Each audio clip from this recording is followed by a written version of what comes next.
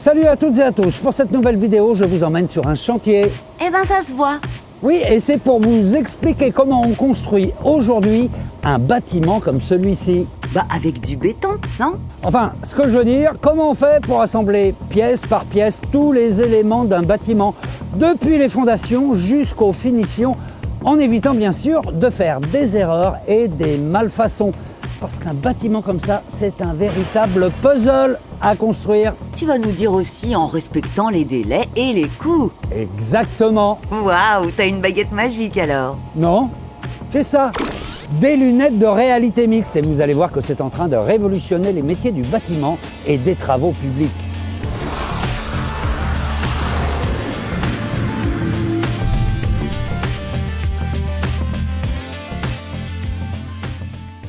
Bon alors, aujourd'hui Olivier, quand on construit un bâtiment, avant de le construire physiquement, comme on l'a vu à l'extérieur, on commence par le construire virtuellement, c'est ça? Complètement, oui. On va tout assembler sur ordinateur avant de tout assembler sur chantier. C'est ce qu'on appelle la technique du BIM. Voilà. Ça veut dire quoi? BIM pour bâtiment, information, modélisation. Donc l'objectif, c'est de modéliser des maquettes autour d'un projet de bâtiment de construction réel. On peut voir ce que ça donne concrètement? Oui, structure béton, c'est la première pierre. Oui. Donc ici, on a une structure béton d'un étage où on voit les façades, les poteaux, les voiles en béton. Par-dessus ça, on va pouvoir rajouter tous les réseaux d'électricité, de plomberie, de traitement d'air. L'eau, l'air, etc. On peut voir un peu plus globalement pour voir la complexité d'un bâtiment quand même? Donc là, on a uniquement les réseaux du bâtiment. On comprend tout de suite quand on le voit en 3D, alors que sur des plans, ce serait beaucoup plus compliqué.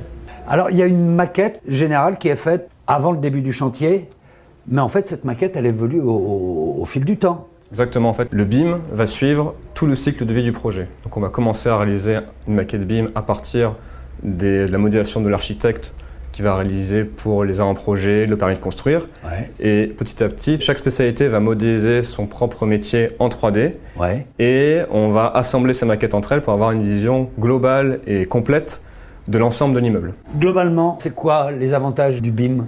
Il va apporter du confort de travail parce que chacun va pouvoir travailler dans un environnement collaboratif et transparent.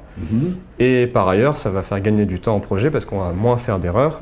Et ça permet très rapidement et même de manière pratiquement automatique de repérer les collisions qu'il peut y avoir entre deux objets. Dans le métier, on appelle ça des clashs. On appelle ça des clashs. Donc là, ici, une collision d'une gaine. La gaine. La gaine qui est ici. Oui. On se remarque qu'elle percute la poutre en verre qu'on a ici. Donc ça permet d'anticiper vraiment les erreurs Oui. au moment de la fabrication, au moment de la construction, et donc évidemment de gagner du temps. Le but final, c'est de gagner du temps et en qualité sur le projet final qu'on va rendre à notre client. Et bien maintenant, on va aller voir comment ça marche le BIM, mais sur le chantier.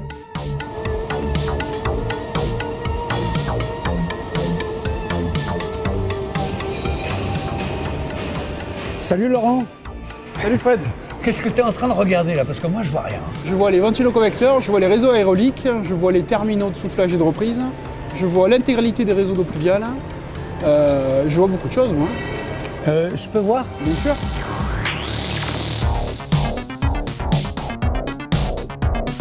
Ah oui! Génial! En plus c'est très joli, c'est très coloré. Donc moi je vois un tuyau rouge là, Oui, avec des tuyaux bleus. Il y a aussi des vannes. exactement. C'est très très précis. Hein. Et ces grands conduits blancs là, je suppose c'est Les réseaux aéroliques, les réseaux d'air. les réseaux d'air. Voilà, je regarde, je vois en profondeur dans le bâtiment, je vois tous les réseaux ici. À quoi ça vous sert ces lunettes?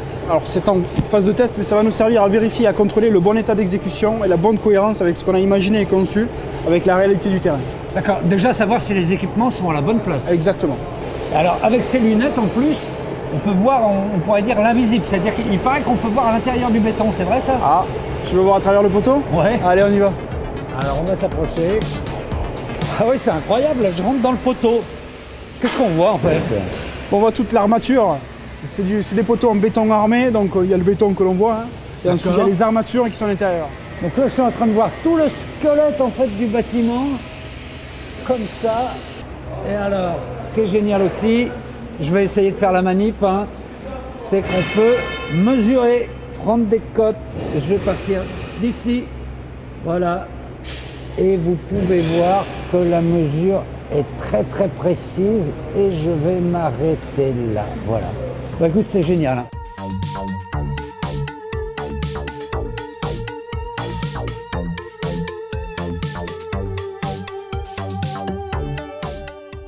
Bon alors tout à l'heure là on a utilisé les lunettes de réalité augmentée, mais vous utilisez plutôt la tablette vous, c'est ça? C'est plus costaud, c'est plus résistant au choc et en termes de sécurité c'est beaucoup mieux de voir aussi l'environnement dans lequel on évolue. Alors là cette fois-ci on n'a pas la superposition sur une vue réelle, hein. Là on est vraiment sur la modélisation en 3D. Exactement, on a une dalle en béton et quand on s'amuse on peut s'amuser à l'intérieur, évoluer à l'intérieur et quand on évolue on voit les équipements qui commencent à apparaître et donc on arrive rapidement à voir tout ce qui va se passer dans le futur de l'opération. Donc ça me permet à l'avancement de l'opération de contrôler pas à pas l'évolution du chantier. Je vais commencer à contrôler les premières implantations des machines parce que si la première machine n'est pas au bon endroit, c'est-à-dire que celle au bout ne rentrera pas. Donc on est quand même sur des espaces un peu étroits. Et ça tu t'en rends mieux compte avec le système BIM comme ça qu'avec des plans traditionnels sur papier? C'est surtout je suis plus à même d'arbitrer s'il y a des petites erreurs de calage. Cette machine-là, par exemple, si elle est décalée de 10 cm de ce côté-là, je me rends compte que si, ça va gêner pour la maintenance. Les vannes, on va difficilement y accéder. D'accord. Donc, ça me permet d'avoir une vision beaucoup plus globale et beaucoup plus détaillée que les plans réellement 2D. Ça a changé beaucoup de choses dans ton métier? L'appréhension des différentes problématiques est sans commune mesure. On les voit beaucoup plus rapidement. On arrive à être plus pertinent dans la conception. Essayer de mieux faire du premier coup et ça permet de réunir aussi beaucoup d'acteurs directement sur un projet en réunion de synthèse. Ça veut dire que tous les métiers du bâtiment doivent tous connaître ce système-là? Alors tous ceux qui en ont l'utilité, je parle de menuiserie, je parle d'électricité, de plomberie. Là oui, il y a du sens à travailler comme ça parce qu'on est beaucoup plus efficace, on va beaucoup plus vite dans la conception et surtout pour passer de la conception à la réalisation du projet. Mais toi, il y a 2 ans que tu travailles avec, ça a été long pour toi de t'habituer à ça? Non, parce que je la manipule uniquement dans un objectif de contrôle.